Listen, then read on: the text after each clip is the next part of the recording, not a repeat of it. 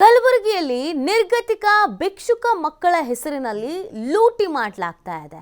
ಮಕ್ಕಳ ತೆರೆದ ತಂಗುದಾಣದಲ್ಲಿರುವಂತಹ ನಿರ್ಗತಿಕ ಮಕ್ಕಳ ಹೆಸರಿನಲ್ಲಿ ವಂಚನೆ ಮಾಡಲಾಗ್ತಾ ಇದೆ. ಕಲಬುರಗಿಯ ಘಾಟಗೆ ಲೇಔಟ್ನಲ್ಲಿರುವಂತಹ ಮಕ್ಕಳ ತೆರೆದ ತಂಗುದಾಣ ದೆಹಲಿ ತಂಡ ದಾಳಿ ನಡೆಸಿದಂತ ವೇಳೆ ಲೂಟಿ ಮಾಡ್ತಿರುವಂತಹ ವಿಚಾರ ಬಯಲಿಗೆ ಬಂದಿದೆ. ಘಾಟಗೆ ಲೇಔಟ್ನಲ್ಲಿರುವಂತಹ ಮಕ್ಕಳ ತೆರೆದ ತಂಗುದಾಣದಲ್ಲಿ ಇದ್ದಿದ್ದೇ 3 ಮಕ್ಕಳು.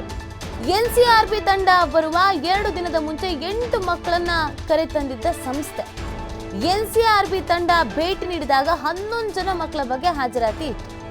ತಂಡದಿಂದ ಕಡತ ಪರಿಶೀಲನೆ ವೇಳೆ ಕಲಬುರಗಿ ಅಧಿಕಾರಿಗಳ ವಂಚನೆ ಬಯಲಾಗಿದೆ.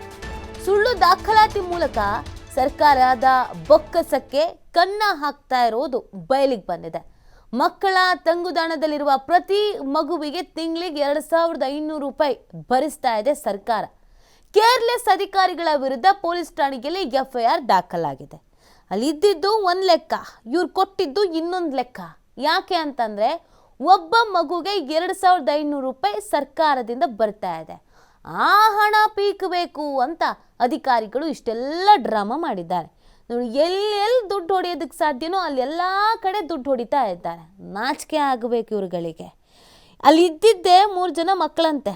ಆದರೆ ಯಾವಾಗ ಅಧಿಕಾರಿಗಳು ಬರ್ತಾರೆ, ಪರಿಶೀಲನೆಯನ್ನು ನಡೆಸ್ತಾರೆ ಅಂತ ಗೊತ್ತಾಯ್ತೋ, ಹೋಗಿ ಕರ್ಕೊಂಡು ಬಂದಿದ್ದಾರೆ 8 ಜನರನ್ನ. ಒಟ್ಟು ಇಲ್ಲಿ 11 ಜನ ಮಕ್ಕಳಿದ್ದಾರೆ ಅಂತ ಇವರು ಸರ್ಕಾರಕ್ಕೆ ದಾಖಲೆ ತೋರಿಸೋದು. ಬಟ್ ಅಲ್ಲಿ ಇರೋದು ಎಷ್ಟು ಜನ? 3 ಜನ. ಇನ್ನು ಉಳಿದಿದ್ದ ಮಕ್ಕಳು ದುಡ್ಡು ಬರುತ್ತಲ್ಲ, ಅದನ್ನು ಇವರು ಇಟ್ಕೊಂಡು ಮಜಾ ಮಾಡೋದು. ಯಾಕೆ ಸರ್ಕಾರ ಈ ಯೋಜನೆಗಳನ್ನು ಜಾರಿಗೆ ತರುತ್ತೆ? ದುಡ್ಡು ಹೆಚ್ಚಾಗಿ 2500 ಕೊಡುತ್ತೆ ಅಂತ ಮಾಡಿದ್ದೀರಾ? ಹೋಗಲಿ, ಅದು ಯಾರ ಮನೆ ದುಡ್ಡು? ನೀವೇನಾದರೂ ಕಷ್ಟಪಟ್ಟು ದುಡ್ದು ಕೊಡ್ತಾ ಇರೋದಾ? ಪ್ರತಿಯೊಬ್ಬರ ದುಡ್ಡು ಅದು. ಯಾಕೆ ಅವ್ರಿಗೆ ಅಂತ ಯೋಜನೆ ತಂದಿದೆ? ಪಾಪ ಇವತ್ತು ಬೀದಿ ಬದಲಿ ಎಷ್ಟೋ ಮಕ್ಕಳಿದ್ದಾರೆ, ನಿರ್ಗತಿಕರಿದ್ದಾರೆ, ಭಿಕ್ಷುಕ ಮಕ್ಕಳಿದ್ದಾರೆ. ಅವ್ರಿಗೊಂದು ಒಳ್ಳೆ ಎಜುಕೇಷನ್ ಸಿಗಬೇಕು, ಅವ್ರಿಗೊಂದು ಒಳ್ಳೆ ಜೀವನ ಸಿಗಬೇಕು ಅನ್ನುವಂಥ ಕಾರಣಕ್ಕೆ ಅಂತ ದುಡ್ಡನ್ನು ಕೊಡೋದು. ಅದನ್ನು ಸದ್ಬಳಕೆ ಮಾಡ್ಕೊಳ್ಳೋದೆ ದುರುಪಯೋಗ ಮಾಡ್ಕೊಳ್ತಾ ಇದ್ದಾರೆ ಅಧಿಕಾರಿಗಳು. ಇಂಥ ಅಧಿಕಾರಿಗಳನ್ನು ಕೆಲಸದಿಂದ ಕಿತ್ತು ಬಿಸಾಕ್ತಿರ್ಬೇಕು. ಇಂಥವ್ರನ್ನ ಇಟ್ಕೊಂಡು ಉದ್ಧಾರ ಮಾಡೋಂಥದ್ದು ಏನೂ ಇಲ್ಲ. ಆ ಮಕ್ಕಳಿಗೆ ಬರೋ 2500 ರೂಪಾಯಿನೂ ಹೊಡಿತೀರ ನೀವುಗಳು ಅಂತ ಅಂದರೆ ನೀವು ಇಲ್ಲಿ ಬೇರೆ ಕೆಲಸಕ್ಕೆ ಹೋಗಬೇಕಾಗತ್ತೆ. ನೀವು ಆ್ಯಕ್ಚುಲಿ ನಿರ್ಗತಿಕರು. ನಿಮಗೇನಾರು ಅಂಥ ಸಂಕಷ್ಟದ ಪರಿಸ್ಥಿತಿ ಇದ್ದರೆ ನೀವು ಇಲ್ಲ, ನಾವು ಭಿಕ್ಷುಕ ಮಕ್ಕಳು, ನಾವು ನಿರ್ಗತಿಕರು, ನಮಗೆ 2500 ರೂಪಾಯಿ ಬೇಕು ಅಂತ ಅರ್ಜಿ ಹಾಕೊಂಡು ಕೂತ್ಕೊಳ್ಳಿ. ಬಟ್ ಆ ಮಕ್ಕಳಿಗೆ ಬರೋದನ್ನ ಯಾಕೆ ದುಡ್ಡು ಹೊಡಿತೀರಾ? ಸಂಬಳ ಬರುತ್ತೆ ತಾನೆ. ಸಂಬಳ ಜೊತೆಗೆ ಗಿಂಬಳನೂ ಬೇಕು ಅಂತ ಹೋದರೆ ಹಿಂಗೆ ಹಾಕೋದು.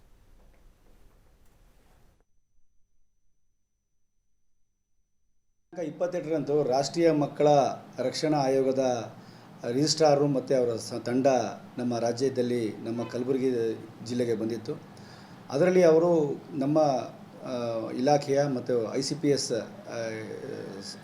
ಘಟಕದ ಮಕ್ಕಳ ತಂಗುದಾಣಗಳನ್ನ ವಿಶೇಷವಾಗಿ ಅವರು ಪರಿಶೀಲನೆ ಮಾಡಬೇಕು ಅಂತ ದೃಷ್ಟಿಯಿಂದ ಬಂದಿದ್ದರು. ಅದೇ ರೀತಿ ಶೆಲ್ಟರ್ ಹೋಮ್ ಫಾರ್ ಮಕ್ಕಳ ಶೆಲ್ಟರ್ ಹೋಮ್ ಅಂತ ಹೇಳ್ತೀವಿ.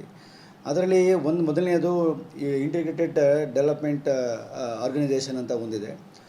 ಅದರಲ್ಲಿ ನಾವು ಭೇಟಿ ಮಾಡಿದಾಗ ಭೇಟಿಯ ಸಮಯದಲ್ಲಿ 11 ಮಕ್ಕಳು ಹಾಜರಿದ್ದರು. ಆ 11 ಮಕ್ಕಳಲ್ಲಿ ಪರಿಶೀಲಿಸಲಾಗಿ 3 ಮಕ್ಕಳು ಮೊದಲಿಂದ ಇದ್ದರು ಮತ್ತು ಮಿಕ್ಕಿದ 8 ಮಕ್ಕಳು ಮಾತ್ರ ಅವತ್ತೊಂದು ದಿನ ನಾವು ತನಿಖೆಗೆ ಬರ್ತಾಯಿದ್ದೀವಿ, ಪರಿಶೀಲನೆಗೆ ಬರ್ತಾಯಿದ್ದೀವಿ ಅಂತ ಅವತ್ತೊಂದು ದಿನ ಮತ್ತು ಹಿಂದಿನ ದಿನ ಕರ್ಕೊಂಡ್ಬಂದಿದ್ದಂಥ ಪ್ರಸಂಗನ ಮಕ್ಕಳು ಬಾಯ್ಬಿಟ್ಟು ಹೇಳಿದ್ರಿಂದ ಆ ಸಮಿತಿಯು ಭಾಳ ಆಕ್ಷೇಪಣೆ ವ್ಯಕ್ತಪಡಿಸಿ ಇವರು ಕಡತಗಳನ್ನೆಲ್ಲ ಪರಿಶೀಲನೆ ಮಾಡಿದ್ರು ಮತ್ತು ಅಕೌಂಟ್ಸ್ ಬುಕ್ಸ್ಗಳನ್ನೆಲ್ಲ ಪರಿಶೀಲನೆ ಮಾಡಿದಾಗ ಇದರಲ್ಲಿ ಲೋಪವಾಗಿರೋದು ಕಂಡು ಬಂದಿದ್ದು. ಅವರು ಸೂಕ್ತ ಇವ್ರ ಮೇಲೆ ದೂರನ್ನು ದಾಖಲೆ ಮಾಡಬೇಕು ಅಂತ ತಿಳಿಸಿದ ಮೇಲೆ ಮಕ್ಕಳ ಕಲ್ಯಾಣ ಸಮಿತಿ ಅಧ್ಯಕ್ಷರು ಹಾಗೂ ಸದಸ್ಯರ ಮೇಲೆ ಕೂಡ ದೂರನ್ನು ದಾಖಲಾಗಿರುತ್ತೆ. ಯಾಕಂದರೆ ಸರಿಯಾದ ನೋಡದೇ ಸಹಿ ಮಾಡಿರೋ ಒಂದು ದೃಷ್ಟಿಯಿಂದ ಅದನ್ನು ಮಾಡಿದ್ದಾರೆ.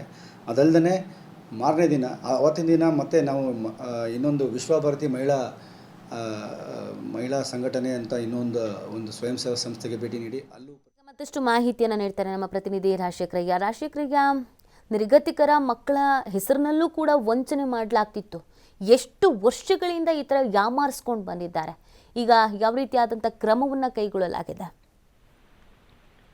ಹೌದು, ನೀತಿ ಏನಂತಂದ್ರೆ ನಿರ್ಗತಿಕರ ಮಕ್ಕಳ ಹೆಸರಿನಲ್ಲಿ ಸಾಕಷ್ಟು ಹಣ, ಸರ್ಕಾರದ ಏನು ಅನುದಾನ ಬರುತ್ತೆ ಅದು ದುರ್ಬಳಕೆ ಆಗ್ತಾ ಇದೆ, ಲೂಟಿ ಆಗ್ತಾ ಇದೆ ಅಂತಕ್ಕಂತ ಅಂಶ ಇದುವರೆಗೂ ಕೂಡ ಬೆಳಗ್ಗೆ ಬಂದಿರಲಿಲ್ಲ. ಆದ್ರೆ ಯಾವಾಗ ಕೇಂದ್ರದ ತಂಡ NCRB ತಂಡ ಏನು ಕಲಬುರಗಿಗೆ ಭೇಟಿ ನೀಡಿತ್ತು. ಈ ಒಂದು ಮಕ್ಕಳ ರಕ್ಷಣಾ ಸಮಿತಿಯೊಂದಿಗೆ ಏನು ಭೇಟಿ ನೀಡಿ ಈ ತಂಗುದಾಣಗಳಿರ್ತವೆ, ತೆರೆದ ತಂಗುದಾಣಗಳಿಗೆ ಏನು ಭೇಟಿ ನೀಡಿ ಪರಿಶೀಲನೆಗೆ ಯಾವಾಗ ಮುಂದಾಯಿತು ಆ ಒಂದು ಸಂದರ್ಭದಲ್ಲಿ ಈ ಒಂದು ಹಣ ದುರ್ಬಳಕೆ ಆಗ್ತಾ ಇರುವಂತದ್ದು, ಸರ್ಕಾರದ ಹಣ ಲೂಟಿ ಆಗ್ತಕ್ಕಂತ ವಿಷಯ ಬಯಲಾಗಿರ್ತಕ್ಕಂಥದ್ದು. ಕಾರಣ ಅಂತಂದ್ರೆ ಮಕ್ಕಳ ಹೆಸರಿನಲ್ಲಿ ಈ ಒಂದು NGOಗಳೇನಿದಾವೆ, NGO ತಂಡಗಳೇನಿದಾವೆ, ಇವು ಹಣ ಮಾಡುವಂತ ಏನು ಹುನ್ನಾರಗಳು ನಡೆಸಿದಾವೆ ಅಂತಕ್ಕಂತ ವಿಚಾರ ಇಲ್ಲಿ ಬಯಲಿಗೆ ಬರ್ತದೆ. ಯಾಕಂತಂದ್ರೆ ಅಲ್ಲಿರ್ತಕ್ಕಂತ ಮಕ್ಕಳ ಸಂಖ್ಯೆಯನ್ನ ಹೆಚ್ಚಳ ಮಾಡೋದ್ರ ಮೂಲಕ ಏನು ತತ್ಕ್ಷಣನೇ ಹೆಚ್ಚಿನ ಸಂಖ್ಯೆಯಲ್ಲಿ ಮಕ್ಕಳನ್ನ ಕರೆತಂದು NCRB ತಂಡದ ಮುಂದೆ ಏನು ಪ್ರೆಸೆಂಟ್ ಮಾಡೋದ್ರ ಮೂಲಕ ಆ ಒಂದು ಸಂಖ್ಯೆಗೆ ಅನುಗುಣವಾಗಿ ಒಂದು ಹಣವನ್ನ ಲೂಟಿ ಮಾಡ್ತಕ್ಕಂತ ಹುನ್ನಾರಕ್ಕೆ ಮುಂದಾಗಿದೆ ಅಂತಕ್ಕಂತ ವಿಷಯ ಅಲ್ಲಿ ಬಯಲಾಗ್ತದೆ. ಹೀಗಾಗಿ ಕಲಬುರಗಿಯಲ್ಲಿ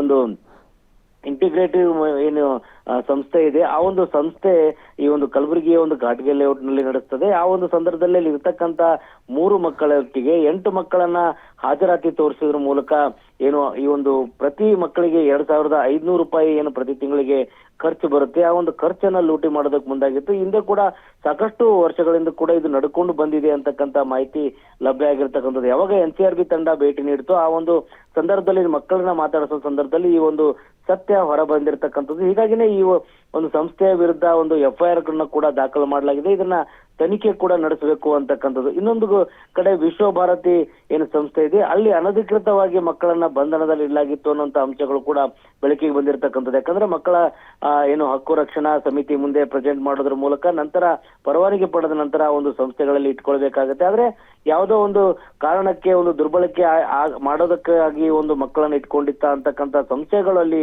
ಮೂಡಿರ್ತಕ್ಕಂಥ ಕಾರಣಕ್ಕಾಗಿ ಆ ಒಂದು ಸಂಸ್ಥೆ ವಿರುದ್ಧನೂ ಕೂಡ ಈಗಾಗಲೇ ಮಹಿಳಾ ಮಕ್ಕಳ ಒಂದು DD ಅವರು ಒಂದು ದೂರನ್ನ ದಾಖಲು ಮಾಡಿದ್ದಾರೆ. ಈ ಒಂದು ಪರಿಶೀಲನೆ ಮಾಡೋದಕ್ಕೆ ಮುಂದಾಗಿರ್ತಕ್ಕಂಥದ್ದು. ಇದುವರೆಗೂ ಬೆಳಕಿಗೆ ಬರದಂತ ಈ ಒಂದು ಅಂಶಗಳೇನಿದ್ದಾವೆ ಇವೆಲ್ಲವೂ ಕೂಡ ಒಂದು ಕೇಂದ್ರದ NCRB ತಂಡ ಏನ್ ಬಂತು, ಆ ಒಂದು ತಂಡ ಬಂದಂತ ಸಂದರ್ಭದಲ್ಲಿ ಕೂಲಂಕುಷವಾಗಿ ಅತಿ ಸೂಕ್ಷ್ಮವಾಗಿ ಏನು ಪರಿಶೀಲನೆ ನಡೆಸಂತ ಸಂದರ್ಭದಲ್ಲಿ ಇವೆಲ್ಲವೂ ಕೂಡ ಬೆಳಕಿಗೆ ಬಂದಿವೆ. ಇದೀಗ ಒಂದು ದೂರು ದಾಖಲಾಗಿ ಒಂದು ಪರಿಶೀಲನೆ ಕಾರ್ಯ ಮುಂದುವರೆದಿರ್ತಕ್ಕಂಥದ್ದು. ಮತ್ತಷ್ಟು ಅಂಶಗಳು ಕೂಡ ಮುಂದಿನ ದಿನಗಳಲ್ಲಿ ಹೊರಬರುವಂತ ಸಾಧ್ಯತೆಗಳು ಇರತಕ್ಕಂಥದ್ದು. ನೀತಿ.